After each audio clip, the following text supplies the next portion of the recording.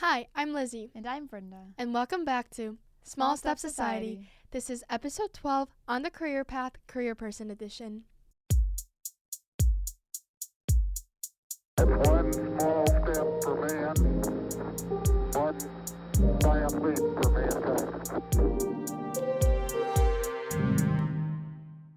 Hi. Hello, everyone. Welcome back. Welcome back. Today we have another new guest on the podcast. Please welcome Brigid Quint.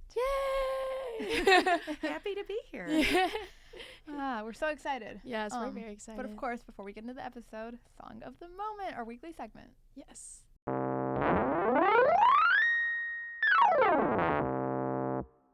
I'm Brigid Quint, and I am a consultant, and I work for a small company called Quick Release out of the UK. And my song of the moment is Welcome to the Jungle by Guns N' Roses. Oh, that's a good nice. one. Yes. Yes. Yeah, I was at the Penn State-Michigan game this weekend, and they played that one a lot. And it's my favorite song, and then it just reminded me of it during the game. Aw, that's nice. Yeah, that Penn State game was very intense. It was. Close. It was really exciting to be there. Yeah, I bet. I was glad we won. Yeah. Oh, were you actually at Penn State? Yeah. Oh, wow. That's Yeah. awesome. Yeah, it was fun. I know. I was I wasn't like watching it, but I was really on the edge of my seat, Yeah. metaphorically, as I was checking the scores. Yeah. Yeah, it was fun. It was a good one. Good game. Yeah, for Uh-huh. sure. For sure. What's your song? My song is called Turning 20 by I Don't Know Who. Is it the name? Yeah, it's Oh. actually I Don't Know Yeah, Who. Yeah, I actually started listening to it when I turned 20. On my 20th birthday, I was looking for Aw. a song that like encompassed being 20 because that's like a big change. I don't know. I Yeah. was in my feels and I found it, and it's a very good song. So That's yes. nice. Yeah, it's a little change. I normally have musicals, but today it's not from a musical, which is a little different. But yeah. How about you? What's your song? My song is Inertia by AJR, off of their newest album. So a fun one for sure. Nice. Good choice. Thanks. Yes. But yeah, I guess we can get into the episode, get into talking because we're so excited to hear your perspective Yes. on everything, really. Mhm. Okay, good. Okay. So we thought you could just start out by giving us kind of a quick rundown of your career path, kind of how you got to where you are, education. I don't know, whatever you think is relevant. Sure. Okay. So I was a chemical engineer at U of M Go many Blue. moons ago. Go Blue, always, yes. And then after graduation, I took a job at Amoco at the time, which is now BP. Oh. And moved to Chicago, and I worked in engineering.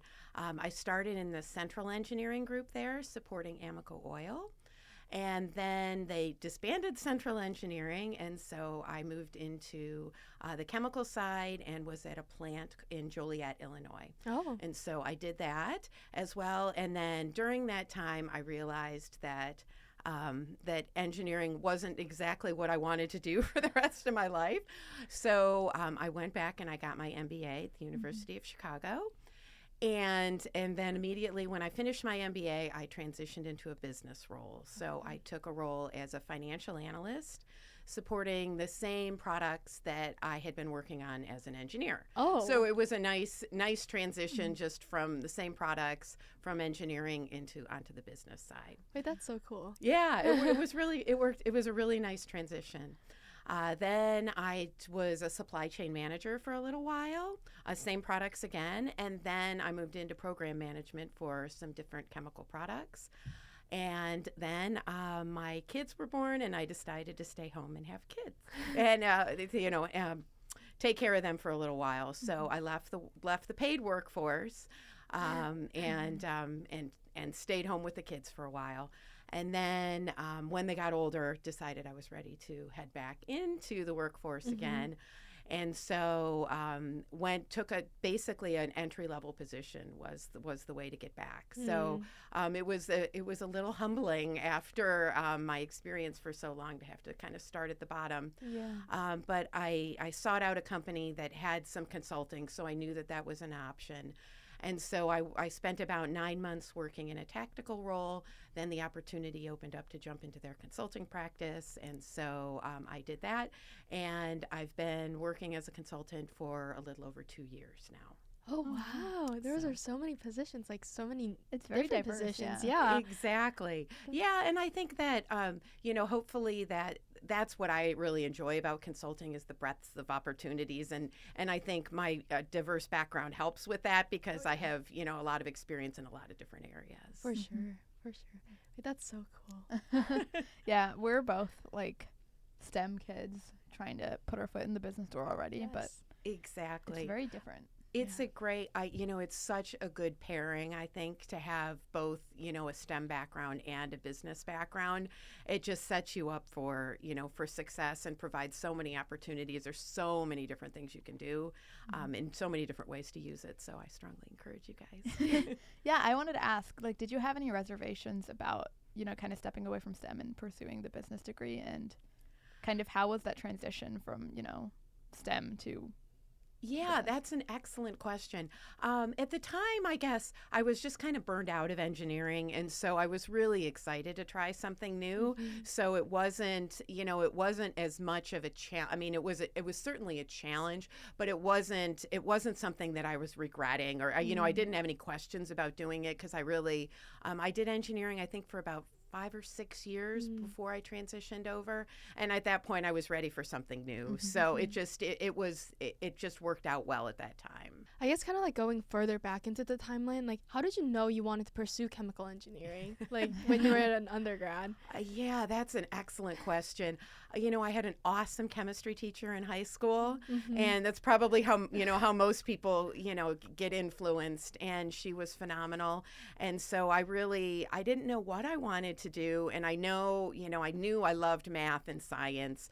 And everybody kept saying, "Oh, you should be an engineer." I didn't even know what an engineer was, and so I just started taking the classes and really enjoyed it. And then especially I always loved chemistry. It was always so that was a natural transition. But I have to say I just kind of fell into it. And once you start taking the classes, it just kind of you kind of go from there. Yeah. So it was never a big master plan. It just kind of evolved over time. Yeah. I'll say. I mean, that's college, isn't it? Yeah, Pretty exactly. much. Yeah, exactly. But it's good that like you found out that you want to pursue something else, and now you've been doing business for. Exactly. Yeah. It worked. Yeah, it worked out. Like I said, it worked out well. You try certain things, you do them for a little while, and then you say, well, maybe this wasn't exactly what I wanted to do for the rest of my life. Yeah. Even while you were pursuing the engineering degree, did you have any doubts during that process? Were you ever like, oh, I don't know if I can do engineering for the rest of my life or anything like that? That's a great question.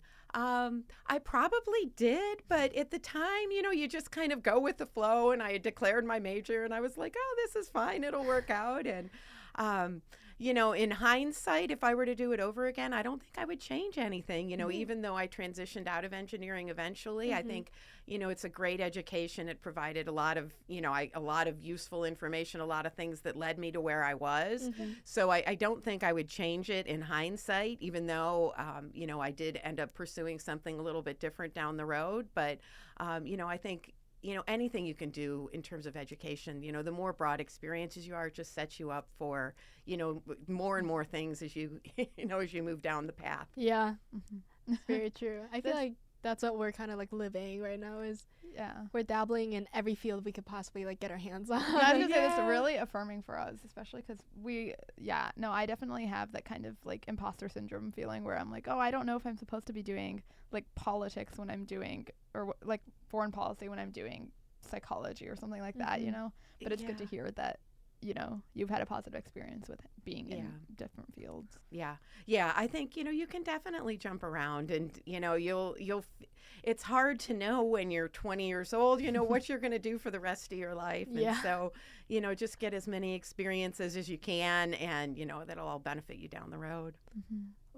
Yeah. So can you actually tell us more about what you do for work currently and like the day-to-day, all of that? Sure. So my current role, I am supporting a client actually out of Lyon, France. And so it's an equity carve out of a chemical company. And so last year they decided that they were going to, carve part of the business out, and that business was going to operate on its own. And so, as part of that transition, they used to be on the data systems of obviously of the parent company, and when they made the transition, they were on totally new software. Oh. And the data migration did not go well. It's just kind of an understatement. And so things like the bank details for their customers didn't migrate into the new system. Oh. And so they haven't been able to pay people. And like addresses didn't migrate over correctly. And they just had a lot of issues. And so we've been going through and just trying to clean up their data and make sure that everything in their system is correct, and that all the information is accurate and up to date, and actually that there is information. There was a lot of missing things, trying to fill in those gaps. And so they just needed some outside help. And so that's how they brought us in. So on a day-to-day basis, it changes every day. It just depends on what they need, and we're just there to provide whatever help whatever they need, we try to help out with. It was a project that started. It was supposed to last about 3 months, and we're currently trying to get it extended. So we'll see what happens. But it looks like it could go for 6 or 9 months, depending on how much we can get done. So, but yeah, it's fun. Problem solving. A lot of skills that you guys learn in school all the time. There's always something new, something different every day. But yeah, just basically listening to the client, making sure we understand what would be most helpful for them, helping them prioritize things, and just getting checking things off their list. I've heard that it's really like a great opportunity to get into consulting because of how flexible it is. But sometimes I wonder whether it maybe is too flexible. Yeah, it was funny because I was thinking today about the pros and cons of consulting, and that flexibility is, and being adaptable is the number one thing. And like you said, it has both pros and cons. You have to be willing to work in an environment where things are changing. And you never know how long you're going to be in a client. It's not like you take a position and you're going to be in the same role for an extended period of time. Sometimes that might happen, but you can have different clients you're going into every 2 or 3 months. And so you've got to be able to be adaptable and flexible, and you've got to be willing to start over again and again. And some people can do that really well, and some people that makes them very uncomfortable. You've got to be willing to travel often. Depends on the client, and things are changing now with working from home a little bit more. But in general, I think in consulting, you've got to be flexible to travel. And so those can be kind of the negatives, but it also is pretty exciting. If you end up doing something you don't like, well, it may change, in a few months. And, lots of opportunities to try new things, to go to different places. So the flexibility has both pros and cons. You just kind of have to, go with the flow. But yeah, lots of different exposure. You get lots of opportunities to try different things. And especially when you're starting out, that can be great because it gives you an opportunity to test the waters in a lot of different areas and see what you really like. Yeah, I guess tying in your business degree, when you were getting your business degree, did you think that you were going to do consulting or just something in the business space? That's a good question. At the time, I wasn't sure. I looked at both. I did look at consulting jobs at that time, as well as doing what I ended up doing, which was staying with the company that I was in, and just using my business degree with that. So I looked at both at the time, and I think, it ended up being a better fit, and I really enjoyed the company I was working for. So, I loved working for BP, and so it was just an easy transition to stay there. But yeah, both, I think I would have been happy in either opportunity. Okay. Yeah, that's good to hear. I guess another question, just kind of like more specific to consulting when your role right now. You had mentioned that the company that you're working for is like a chemical company. Do you find yourself kind of like always leaning towards the chemical like clients, or is it just happen to be like Yeah, that's a great question. Actually, the company that I work for now predominantly supports automotive. Okay. And so when I started, I worked. I worked supporting an automotive company for 2.5 years, and then but then this recent opportunity, came up back in chemicals again, and so it was, so it was an easy transition back to that. But I think that's another great thing about, consulting is that you can, a lot of the skills that you learn are things that are applied across multiple industries. And so, the problem solving and the communication skills and the things that you need to succeed, you're going to need to succeed in any industry. So fortunately, you can transition that pretty well. That's good. I guess speaking more broadly, I know we kind of touched on the pros and cons of consulting, but just the pros and cons of working in the field that you do. Do you have any insight on that? Yeah, I mean, the nice thing about, well, especially for me now, working from home obviously provides a lot of flexibility. And, I do travel occasionally. Usually that's for, my current assignment, I'll travel for 2 or 3 weeks at a time and then work from home the remainder of the time. And I love that flexibility. It's nice to be able to work from home. But I also, going into the client site makes a huge difference. And I think it's really important, especially as, starting out a project, especially to get in there, develop a rapport, make sure that you can have an opportunity to interface with people. In my company, most of the consulting engagements that we do are in person. Probably at least 3 or 4 days a week, you're actually in an office with people. And as when you're consulting with someone, the most important thing is you're making recommendations, you're making suggestions, and when you want people to implement those suggestions, they have to value you, they have to have a relationship with you, and I think in a lot of ways that's a lot easier to do in person. Oh yeah, for sure. And so, I think it's a balancing act, right? Like everything else, but especially in the initial stages of a project, I think there's a lot of value in that, that one-on-one or that face-to-face time. Yeah, especially because remote work is just so alienating. It is. Yes. Yeah. And I think, it depends on who you are. I'm motivated by working with others. And so when I'm at home, I know I may not be as effective as I am when I'm in an office setting, and so I know some people that's the opposite. But you have to do whatever you can to get things done, and sometimes it's more effective going in and getting the pressure of working with other people.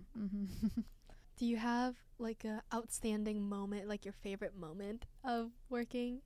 I guess I'll go back to the last consulting project that I worked on.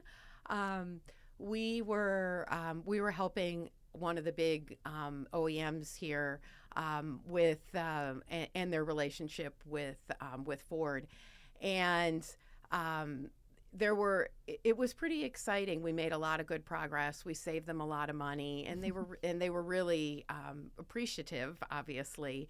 And when you get that opportunity and that feedback, it's it's really positive. It really helps motivate you, and so those are the types of things when you really demonstrate success and generate big savings. Yeah. It's personally gratifying as well as making money for the company. So those are the things that keep you going. Sorry, but I wanted to transition. So you did talk about, finding that balance between working with people and working by yourself. I wanted to ask because, during COVID, I saw my parents, working from home all the time, and I saw that it was maybe a little bit difficult to maintain that work-life balance. So how do you kind of navigate doing that, especially when you are working from home and your office is where you live? Right. Yeah. One of the biggest thing for me personally is I have a distinct office space set up, and I kind of lock myself in there during the day because, I find that if I leave and, it's just too hard, and it's too hard to stay focused. So I really try to, set aside that separate workspace and make sure that I stay there throughout the day. So that's really, how I, bring up a snack and bring up some food and bring up my water and have that all with me all day so I don't have to go anywhere else. And that's kind of the strategy I use because, if you start wandering around, there's always, you can always find something else to do. So. Do you ever find yourself overworking because? Yeah, 100%. Yeah, I think it's super easy to do when you're home. And especially, I've got everything on my phone. And so, when people email at night, it's especially difficult when you're working for a client on another time zone. Because, obviously they start work in France. Right now, the company I work for is in France. And, they start work at, 2 or 3 a.m. our time. And so, my phone is pinging all the time. So yeah, you definitely, it's a big challenge to make sure. Sometimes I just have to set my phone aside and be like, okay, I'm not going to look at this, or I'm not going to take this right now. So it's huge issue, but it kind of goes without saying. I guess some of the advantages is working from home is that, you can take a little break in the middle of the day, and then, maybe you can go back and decide to work, at night to take care of some things. So it provides that flexibility as well. But yes, it's very easy to overwork when, when everything is right there. Yeah. Do you think you've had to build that self-motivational aspect of it over time? And how has that grown as you've, I guess, evolved as a career person? I think it's a really good question. I think, I mean, for me at least, I'm a list person, and I have, I've got all the things I need to do and have my check marks by everything, and that motivates me, and that's what I do on a daily basis. Is okay, what do I have to get done today? And that's, I think that's the way that I manage it. And so, sometimes that list will get long, and, you may have to work a little late, or you may have to, whatever you have to do to accomplish things that you need to have, if things are time sensitive and you've got to get them done, that your work hours may extend. But yeah, my personal way of doing it is, through lists. Yeah, no, I feel that. Very motivational. Yeah, I know lists are the way to go. It's just so satisfying to check it off. Exactly. And that way you don't lose anything either. It's just right there. All out. Yeah. In terms of the professional aspect of, I guess, always wanting to grow, how have you, well, you did mention that you had to kind of start from scratch after, taking the time off to be with your children. So how did you, I guess, deal with that kind of? Yeah, that's one of the things I absolutely love about the company that I work with right now. It's a great environment for knowledge sharing. They do a really, really good job of that. And so I think that there's just a premium spent on, there's a lot of internal processes around sharing information and making sure that people are available so if you have questions, they do a really good job of, here's the experts on the topic, here are the people you need to go talk to, here's the people you can go to get information. And I think that's, hopefully everybody can find a company like that has the resources. I mean, I know there's a lot of resources out there in terms of the internet and other things, but there's something else when you can talk to somebody and, have them walk you through things. And that's really, I guess that's the biggest way that I've, been able to gain knowledge is just through a lot of the internal resources. I know that you can do that through external resources as well. I haven't used that as much, but my company does a really good job with that. So I would, I recommend if you're looking for a company, check people's culture on, how they do knowledge share and, because it's critical. I mean, you got to be, learning and growing in your job is super important. It's going to help. And it's also enriching, right? Yeah. I mean, you don't want to do the same thing every day. You'll get bored. So. No, that's good to hear. The company I work for currently, it's like a marketing internship, and they actually have culture coaches that are designated to help, I guess, grow the company culture, especially because it is a remote company. Oh, yeah. And so it's good to hear that that's a common thing between companies. Yeah, exactly. Yeah. I think it's had to be with COVID. There were obviously, changed a lot of the way that we work. But finding a company that does that, I think is really important. So I guess following kind of the question of taking time off, do you, well, I guess that makes it sound bad. That's not what I mean. I was going to say, do you have any regrets? But I just meant it more in like the terms of starting over. Like any regrets even, you know, with education choices or anything you've made along the way? Yeah, that's an excellent question. And I will say, had I known how hard it was going to be to get back, I might have made some different decisions, but I do think things have changed. I mean, I left work a long time ago, and working part-time wasn't really an option for me when I left. And I think, there's been so much positive change in that direction since then. And I think it's a lot easier to, keep one foot in if you don't, even if you don't want to, you don't have to leave completely, and you can, there's a lot more opportunities for, mixing that up or working part-time or, trying to do something to stay involved. And that I think would have been, in hindsight, that would have been a better option for me. But I don't regret it. I did get back in, and now there's a ton of things. There were so many resources when I was looking for a job for people reentering. There's a lot of things out there, a lot of relaunch programs that are, helping people just like me who took some time off and then want to reenter the workforce. So there's a lot of stuff available out there now. So I think, in hindsight, I may have done things a little bit differently, but, at that time, it was just different. And I think you guys will have many more options than I did. And I think that's great for you. I think that there's a lot of positives there, that a lot of things have changed. Yeah. And, I think you can do it all now a little bit more than maybe I could when I left. No, it's good to hear that, like, things are improving. Yeah. Because I think that is one of the biggest things is, like, I don't know, like, being a woman, if you want a family and if you want to, like, raise children, you, like, give birth and you need time to heal. So, like, you have to leave the workforce for a certain amount of time. And, like, I think some people, it's just, like, do I have to give up my professional career because of that? And, like, it's just a balance that you have to work through. So that is really good to hear. Exactly. Yeah, the other thing is, like, when I left, I was in a pretty big job at the time, and my husband had a pretty big job too. And so we were trying to, it's difficult to manage, okay, how are we going to handle this? We were both traveling extensively. And so, we made the decision that I would stay home. But, I think that companies are being more flexible now and, catering jobs that, allow a little bit more flexibility and maybe less travel and those types of things so that you can do both. And so, yeah, I think there's a lot of positives since I left. Yeah. In terms of career choosing, I guess, like entering the field, do you have any advice for people in terms of interviewing, recruiting, looking for jobs, any of that really? It's helpful.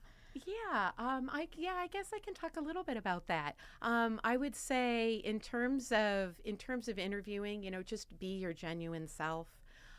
Make sure you ask a lot of questions, and get a feel from the company. If you can talk to people your level also, because a lot of the interviews you're interviewing with people from, an HR type organization or whatever. But if you can get an opportunity to talk to people even doing the same position that you would be, that you would actually be doing, that's extremely valuable. You can find out, so if you can find out from them, honest information about the company and, what type of hours you're going to be working and kind of those intangibles. Because, you can get the sales pitch, but it's nice to kind of get the information. Okay, what am I really going to be doing? And then, in terms of just interviewing, I would say just, ask as many questions as you can. That's really the most important thing. I'm trying to think of other things. Like, do you think there's maybe something that is overlooked by people who are interviewing? Yeah, it's interesting because a lot the interviews, at least some of the ones that I have changed too, and it's not only asking questions, but there's more case studies now and more Excel work, or testing that has to be done. And so, just prepare yourself, make sure, and don't get discouraged. I mean, I know as a company, my company does some, testing and some other things for people that we're onboarding. And, not, just because you may not succeed at a given thing, it doesn't mean you're going to be eliminated from the process. And so, you have to look at it, everybody's looking for the whole person. And so, just don't get discouraged. And, it just kind of, similar to what, you guys went through in applying for colleges in the first place. And, it's the process is cumbersome, and it's awkward. But, you put your best step forward. And, I think nowadays the other thing is just, going after as many, it's all about numbers. You've just got to go, get your name out there to as many places as you can. Try to use your network. And so, if you have people like me or friends or, someone else that you can connect to on LinkedIn and, use your resources. It can be a great way to find opportunities and, build rapport with different people and to try to get yourself, get your name out there. I think those are all, it's changed a lot, it's changed a lot. They're just, companies get so many responses anytime they post a job. And so you really, it's hard to differentiate yourself. But, just get your name out there as much as you can and be genuine. And, you'll get your opportunities. Yeah, something my mom always tells me is to find a mentor in the business space or in the professional space. So do you have any experience with that, trying to find someone who maybe you can look up to professionally? Yeah, that's an interesting question. I do mentor a lot of people within my company, and so that's been fun. My company has a women's mentorship organization, and so that's the kind of thing that you may want to look out for too when you're looking for companies. But yeah, I think, it's important to always have mentors and to have people who, who will guide you and provide you advice along the way, and someone that you can look up to. And, it's especially nice if that's someone in your organization, someone you report to, those types of relationships. But I think over time, you can build multiple mentors, as you work your way through different industries, and, you can keep making sure you maintain those contacts. And that can be critical for, for coming back into the workplace, as it was for me, or for, any of your, future information and, everything. Build those relationships, as many as you can, and stay connected to people on LinkedIn. It's just, it's a great resource. We use it a lot within our company. And that's, a great way to get your name out there. Yeah, I mean, I feel like you covered it while we were just answering other questions. But what is one thing you wish you knew when you were in our shoes? Sophomore year, we're trying to look for summer internships, we're just summer positions, maybe I don't know, it's just we're all concerned about getting a job, getting a summer internship, putting stuff on our resume, I don't know. Yeah, I guess my advice would be don't stress out. I know that's easier said than done. But I think, any job is a good job. Even, it doesn't even have to be in your feet, don't any opportunity. I mean, working at Kroger, can be a great experience. It gives you, an opportunity to work with people, which anytime you work with people, especially in any customer service type position, I mean, those are the type of skills that you're going to need in the long run, because you're going to be dealing with difficult people, throughout, all of your work exposure. So, working in teams, anything. So I would say, yes, it's great if you can, get a big internship with a big company, and, but don't let that be the be all end all, just take advantage of whatever you do it and do it the best you can. And that's really, and then, use your resume to highlight all the things that you learn. And, even though you may not think that it's exactly relevant or pertinent, and it may not be, exactly in your field, but you highlight the skills that you learn, and those are the things, that are transferable and are going to be of value in any organization. So I guess that would be my biggest advice. So, and keep, on your resume, I would say, keep a breadth of experience. It doesn't have, everything on there doesn't have to be exactly related to, your job. And so, if you're doing other things, or you're, participating in clubs and doing those other things, those are things that you may provide a link to somebody you're interviewing with. They may have the same random experience that you do, and it just provides a talking point. So the more things that you can, throw out there that make you unique, those are all things that are going to help you in the long run. So yeah, I guess that would be my big advice there. Yeah, that's very helpful. If I can ask you to think back to maybe like graduating college or even later in your career experience, we talked about this a lot on our podcast, just previous episodes, like feeling maybe that you don't belong where you are, feeling like you're not educated enough to be in the position that you are and like do the job that you have. Have you had any experience with that? And 100% all the time. Yeah. I think if you're not comfortable with that, then consulting's not going to be good for you, because I think in consulting, there's always things where, every time you come into a new company and, you're constantly in the environment where, oh my goodness, I don't, do I know, how the heck am I going to manage this? So yeah, dealing with the unknown, you're going to have to be comfortable with that. And I think the big thing there is to know that, to rely on your ability to learn. And that's what you do at U of M, right? In all these classes, you're learning how to learn. And, that's the skill that you're going to need anytime you go into any job. And, you sit there and you sit in meetings and you think, oh my gosh, I have no idea what these people are talking about. And, write down, I encourage you to take detailed notes. Make sure and ask questions, constantly ask questions of people and say, okay, what am I missing? What do I need to learn? And then, you constantly rely on people who know more than you, build those skills up, ask questions, and, and then you'll get there. And no one expects you to know everything, and so that's the, you're constantly learning and growing, and just make sure that you stay proud of your ability and say, hey, I can figure this out. I can learn this. I can track down people who can help me.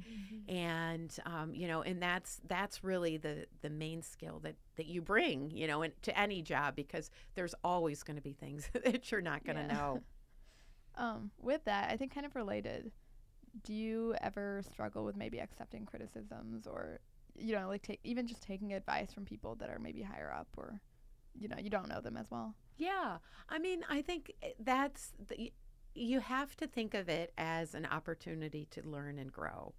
And, constructive criticism, you're never going to get any better if nobody tells you that what you're doing isn't right, and you're never going to do everything right. So, I would say that's one of the most important things that you can do is think of it not as criticism, but as opportunities. And, these are the areas where I need to learn to grow and improve. And this is, how I'm going to be better in the future. I feel like that's a really big thing, is taking it in like a positive way rather than, oh, I did this wrong and like that's terrible. Exactly. And it happens to everybody. You're not going to, you have to always, I think there's the expectation thing there too, which is just, in your first few jobs, and I shouldn't even say first few jobs now, you're never going to know everything. And so if you're not willing to, to make some mistakes and to seek out people who can help you, those are going to be critical learning skills for the rest of your life. Sorry, this is not very chronologically ordered. I just keep thinking of more questions. No. But how have you maybe like thought about kind of growing as an individual in the career space? So like looking for promotions, or maybe looking for new opportunities. Yeah. I think, if you're not doing that, then, you're not, I would say everybody should always be looking for promotions. You should always be, not using that to define yourself. But I think, that should always be a goal. You should always be trying to learn and grow and improve. And if those things happen, I would, naturally you're going to expect to progress and be promoted within, your company. So I think that it depends on different companies. My company has a very structured progression, and here's exactly what you need to do at this level. Here's exactly what you need to do at the next level, and here's the tick boxes, and check these items off, and are you accomplishing these things? And that structure I like. Not everybody likes that much structure, but yeah, I think. However your company does it, you just need to make sure that you understand, what you need to do to move up. And, then you can personally define, okay, here's what I need to accomplish. What do I need to do to set these goals? And hopefully you have a supervisor that can help you and can help guide you along that process and make sure that, you're doing what you need to improve and grow and, and then obviously move ahead. And the promotions are great. It's nice, to make more money and to, everything that goes along with that. But yeah, as long as you're learning and growing, I think that's just, a nice side benefit of all of that is that, you make more money and, maybe get a little extra pat on the back along the way. Yeah. Have you ever struggled with maybe feeling like you haven't been growing as much, or you haven't maybe receive the recognition that you think you deserve? Anything like that? Yeah, that's a funny question. Yeah, I remember, especially like when I first started at this job, I was like, gosh, I was exactly that. I was kind of like, gosh, I was thinking I was doing, okay, and I hadn't. I would say that if you're doing a job for and waiting for someone to acknowledge it, you're doing it for the wrong reasons.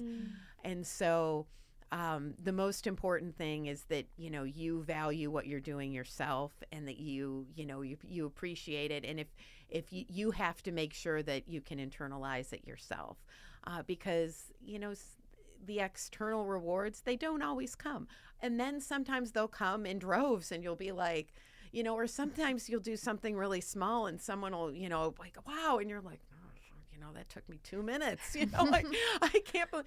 And so, the appreciation that you get doesn't always match, your perceived levels of exertion and, what you think you deserve.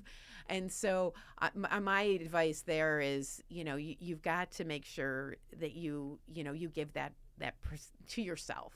And that's the most important thing is that, you get that appreciation yourself and you don't derive it from others. While it's nice to get it from others, that it doesn't always happen that way. And so, the most important thing is that, you value what you do yourself.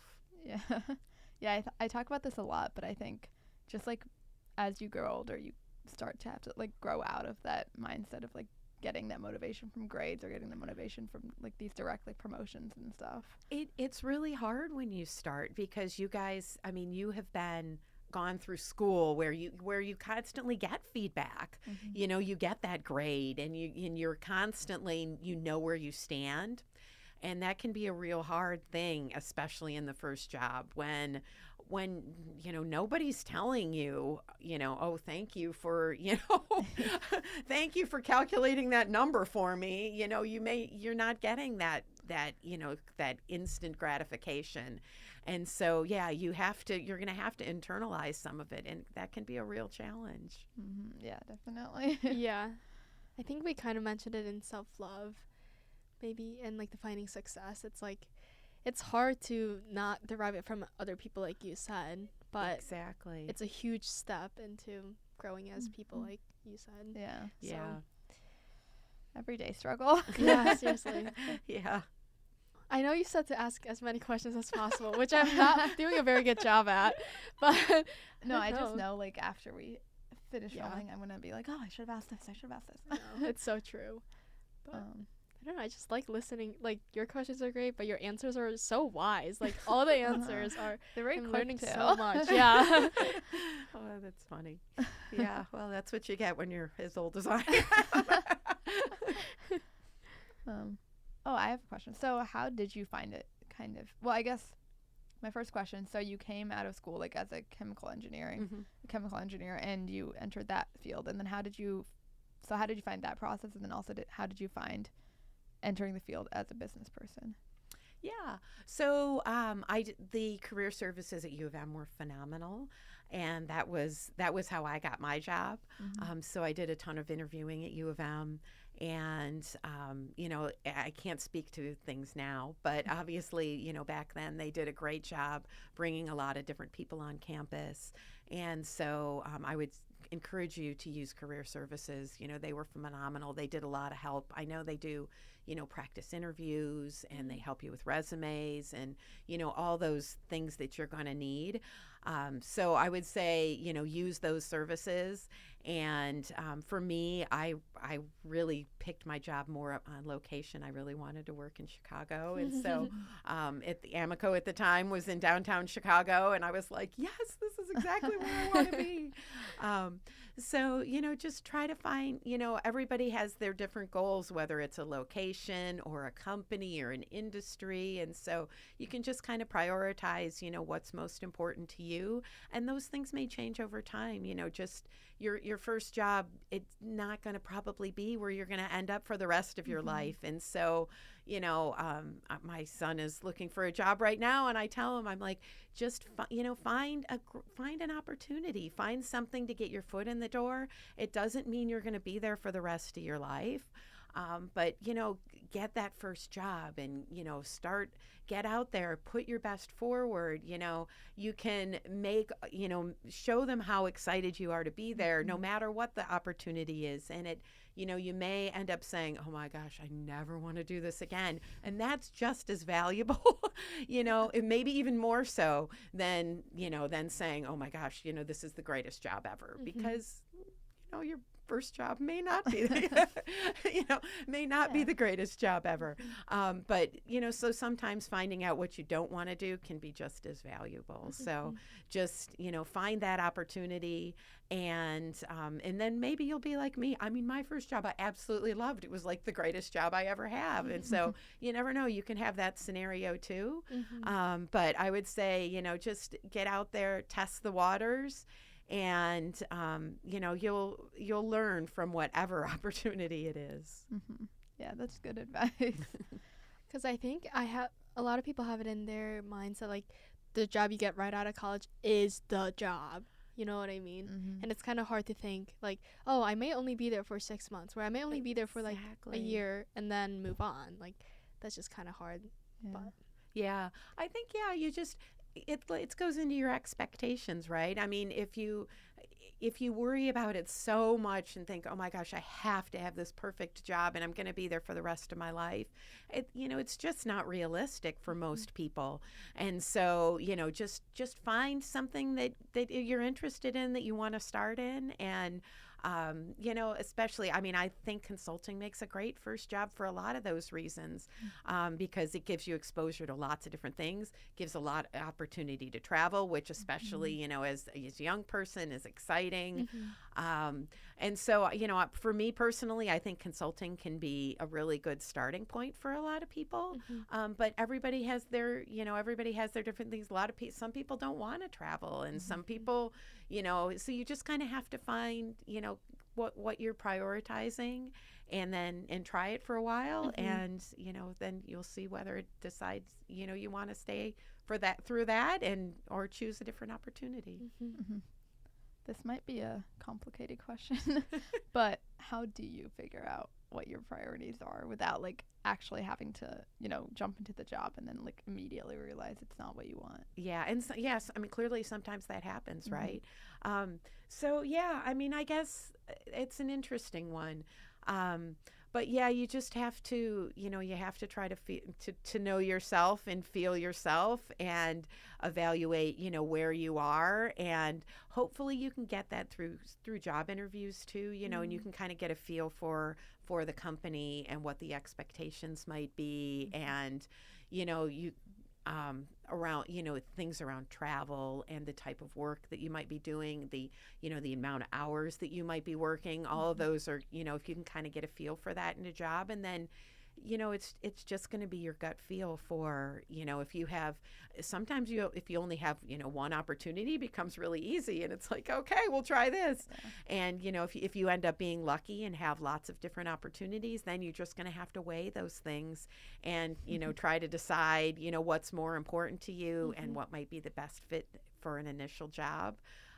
But yeah, it's, you're not going to know probably, in the things you may prioritize when you're job hunting. You may get into a job and say, oh my gosh, what was I thinking? This is not what I want at all, or the opposite.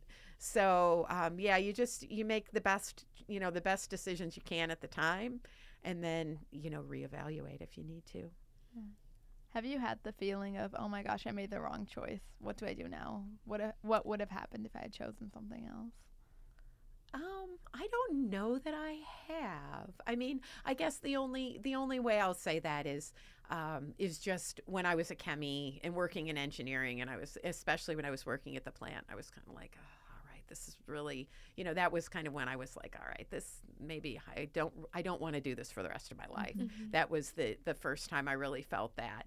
And then I was like, okay, let's go back and get my MBA, and let's find another opportunity.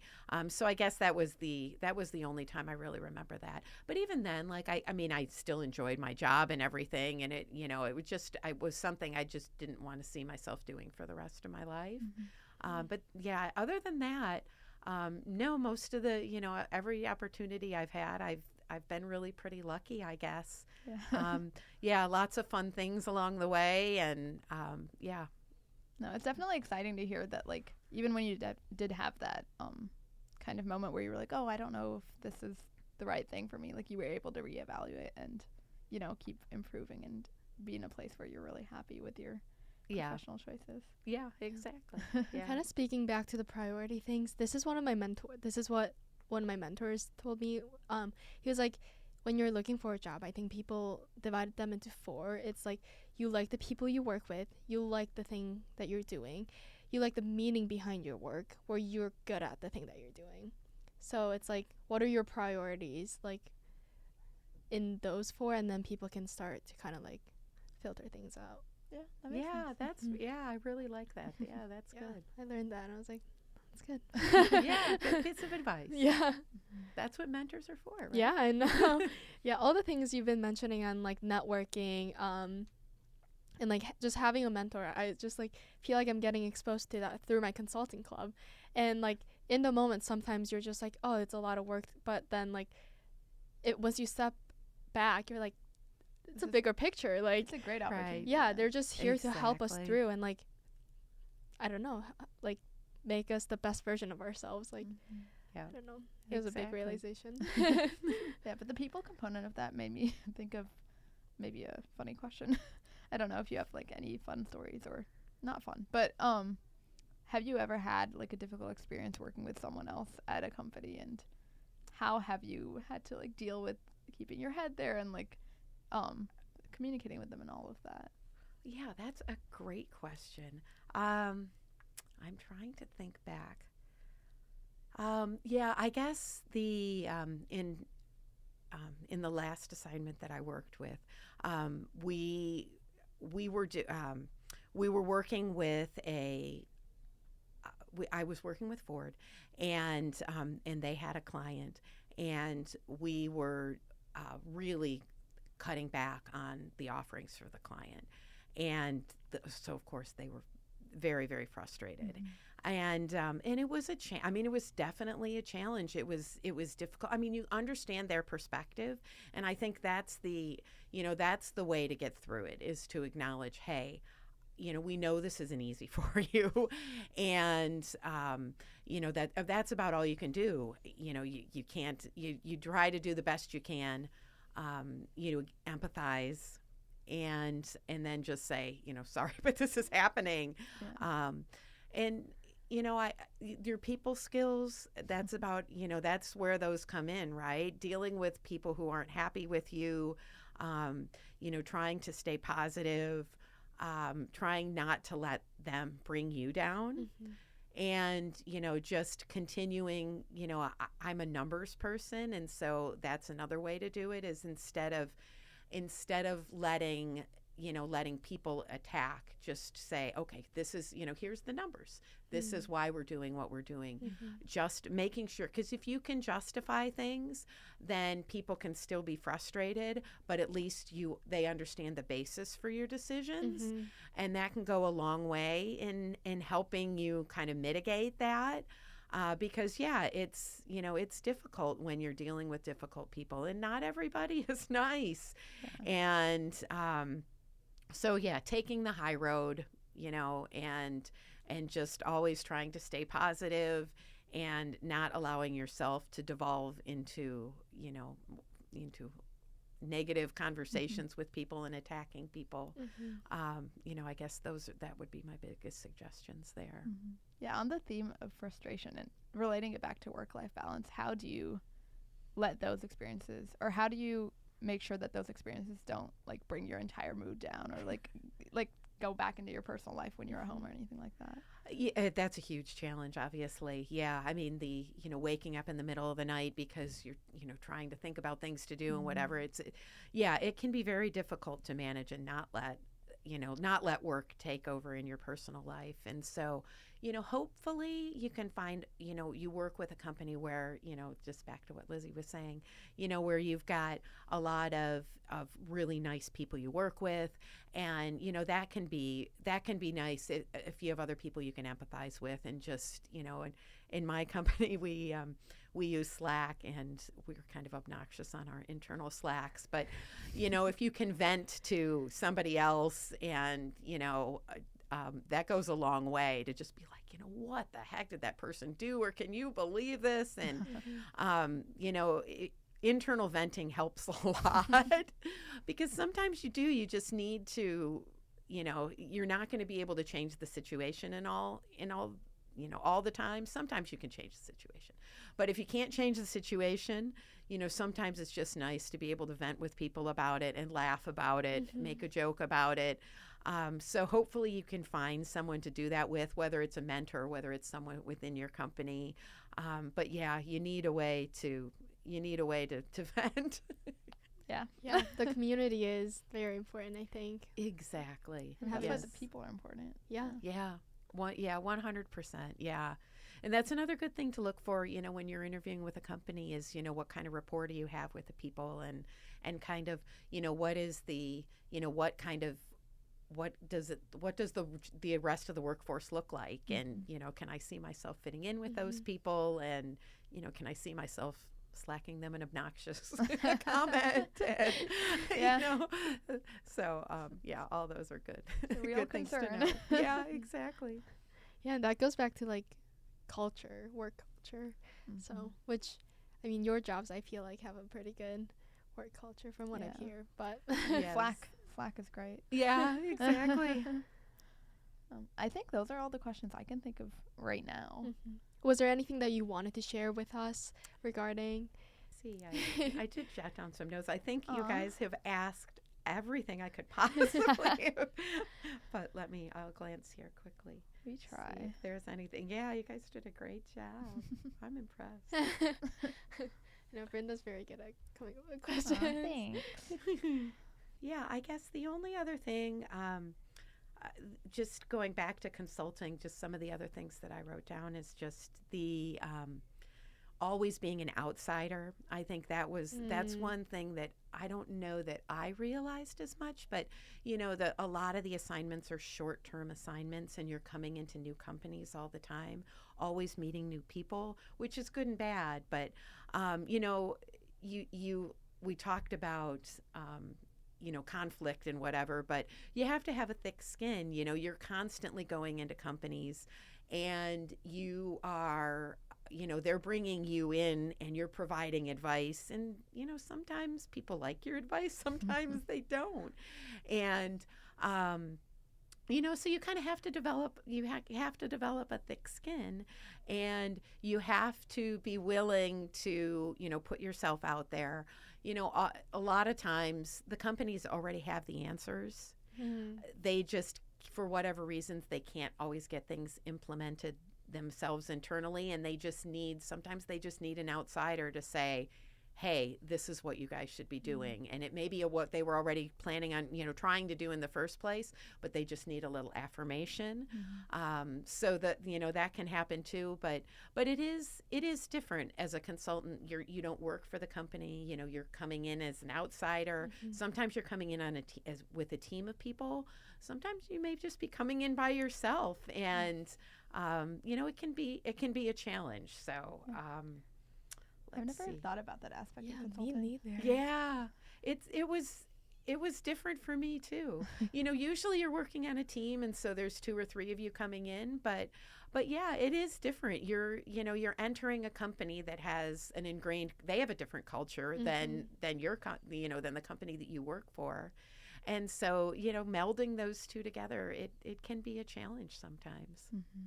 Consulting is so deep. Yeah. But the upsides, you get compensated well for, you have to be flexible. You have to be willing to travel. You have to be willing to change jobs, all those things. And, you get compensated well, because of that. So that's a plus. And I talked before about, opportunities for exposure. You get, because you're changing assignments and working with different clients, and you get you get a chance to learn a lot of different things that you may not otherwise. So did I make you more or less interested in being a consultant? I think more, like I wouldn't consider myself a people person necessarily, but it's good to hear, like, I guess you have these interactions with people for a certain amount of time, and so that can be good and bad. Like, at least you don't have to, like, establish a connection with them, in the same way that you do with someone you, like, work with on a long-term basis.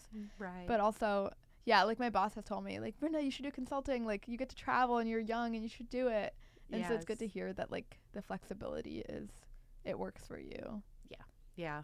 And it did. I mean, I don't know that I could have done it while my kids were little.